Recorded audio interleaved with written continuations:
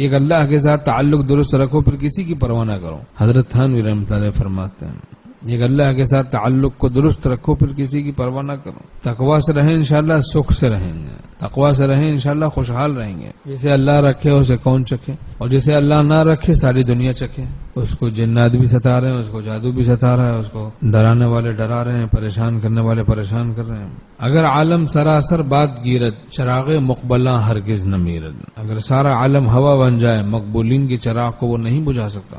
مقبولین کے چراغ کو وہ سارا عالم ہوا بن کے بھی نہیں بجھا سکتا. اور حسن ظن رکھیں اللہ سے, وہ کام بنا دے گا, بگڑی بنا دے گا. توکل سے انشاءاللہ ہمارے دنیا کے کام بھی آسان ہو جائیں گے. ومن یتوکل علی اللہ فہو حسبہ, جو اللہ پہ بھروسہ کر بیٹھے اللہ اس کے لیے کافی. کوئی ناجائز تدبیر کسی کام سے متعلق اختیار نہ کریں, اللہ پہ بھروسہ کریں کہ بس ہماری حالت مشروع حدود شریعت میں رہے. جو ہم کام کر رہے ہیں وہ مشروع ہے کہ نہیں ہے, شریعت سنت کے مطابق ہے کہ نہیں ہے, اپنے بزرگوں کو اس طریقے پر اطمینان ہے, ہمارے اکابر کو کہ نہیں ہے, تو انشاءاللہ بڑی برکت ہوگی. وہ ہمارا کام بنا دے گا انشاءاللہ. کچھ وقت میں اس توکل کی برکت سے کام بن جائے گا. تو اپنے ساتھ ہم مخلص بنے ہیں, معاملہ اللہ کے ساتھ ہے تو اس کو درست کرنا ہے. شیطان کے داؤ پیچ کو یہ توکل توڑ پھوڑ دیتا ہے. شیطان بے بس ہوتا ہے متوکلین کے سامنے, متوکلین کے آگے شیطان بھی بے بس ہوتا ہے. کلام پاک میں ہے انه ليس له سلطان على الذين آمنوا وعلى ربهم يتوكلون انما سلطانه على الذين يتولونه والذين هم به مشركون.